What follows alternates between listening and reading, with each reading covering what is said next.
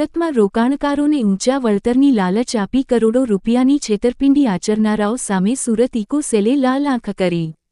સુરતમાં રોકાણકારોને ઊંચા વળતરની લાલચ આપી કરોડો રૂપિયાની છેતરપિંડી આચરનારાઓ સામે સુરત ઇકો સેલે લાલ આંખ કરી છે। ઇકો સેલે ગેલેક્સી ઇન્ફ્રાકોન નામની પેઢીના ભાગીદાર પિંકેશ પટેલની ધરપકડ કરી છે। આરોપીએ પોતાની પેઢીમાં રોકાણના બહાને લોકો પાસેથી 1.30 કરોડ રૂપિયા ઉઘરાવ્યા હતા અને ત્યારબાદ તે રકમ લઈને ફરાર થઈ ગયો હતો। પોલીસ તપાસમાં બહાર આવ્યું છે કે આ પેઢીના કુલ 7 ભાગીદારો છે, જે પૈકી પિંકેશ પટેલ મુખ્ય આરોપી તરીકે પોલીસ સકંજામાં આવ્યો છે। નોંધનીય છે કે આ પેઢી સામે અગાઉ પણ છેતરપિંડીની ફરિયાદો નોંધાઈ ચૂકી છે। અગાઉના કિસ્સામાં પણ રોકાણકારોના કુલ 3.22 કરોડ રૂપિયા હડપ કરી જવાની ગંભીર ફરિયાદ થઈ હતી। આરોપી પિંકેશ પટેલ લાંબા સમયથી પોલીસને થાપ આપી રહ્યો હતો, પરંતુ ટેકનિકલ સર્વેલન્સ અને બાતમીના આધારે ઇકો સેલે તેને દબોચી લીધો છે। હાલમાં પોલીસ પેઢીના અન્ય ભાગીદારોની શોધખોળ કરી રહી છે અને પિંકેશની પૂછપરછમાં અન્ય કેટલા લોકો આ કૌભાંડનો ભોગ બન્યા છે તેની વિગતો બહાર આવવાની શક્યતા છે। રિપોર્ટર સુનિલ ગાંજાવાલા, સુરત। સુરત શહેર પોલીસ કમિશનર ગેહલોત સાહેબના માર્ગદર્શન અને joint commissioner police crime branch Raghavendra Bhatt સાહેબની સૂચનાથી ઇકોનોમિક ઓફેન્સીસ વિંગ અલગ અલગ ઇકોનોમિક્સ જે ઓફેન્સીસ છે એની તપાસ કરી રહી છે। સમગ્ર સુરત શહેરમાં ડાયમંડ રિલેટેડ ફ્રોડ કે ટેક્સટાઇલ રિલેટેડ ફ્રોડ કે જમીન રિલેટેડ કે કોઈ પ્રોજેક્ટ રિલેટેડ ફ્રોડની તપાસ ડાયરેક્ટલી ઇકોનોમિક ઓફેન્સીસ વિંગ કરી રહી છે। આ ઇકોનોમિક ઓફેન્સીસ વિંગમાં એક ફરિયાદી અમારી પાસે આવેલા હતા અને આ ફરિયાદીએ કુલ મળીને 1.30 કરોડ જેટલું રોકાણ એક ગેલેક્સી ઇન્ફ્રાકોન ભાગીદારી પેઢીમાં કર્યું હતું।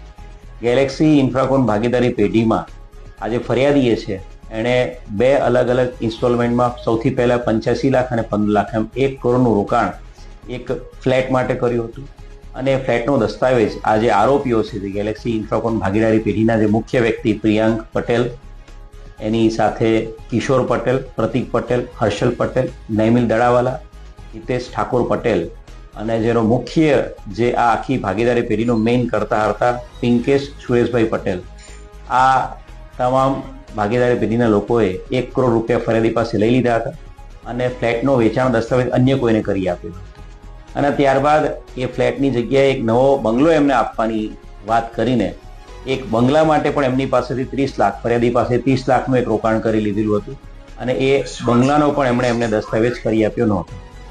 કુલ મળીને 1.30 કરોડ રૂપિયા જેટલા ફરિયાદીએ આ ગેલેક્સી ઇન્ફ્રાકોન ભાગીદારી પેઢી જે મુખ્ય આરોપી પિંકેશ પટેલ અને સહભાગીદારોની પાસે ગુમાવ્યા હતા અને બનાવની ગંભીરતાને ધ્યાને રાખીને સમગ્ર તપાસના અંતે ઇકોનોમિક ઓફેન્સીસ વિંગમાં એક ગુનો દાખલ કરવામાં આવ્યો છે અને ગુનાના અનુસંધાને જે મુખ્ય આરોપી છે પિંકેશ સુરેશ પટેલ એની ધરપકડ કરવામાં આવી છે। આરોપી હાલ રિમાન્ડ ઉપર છે।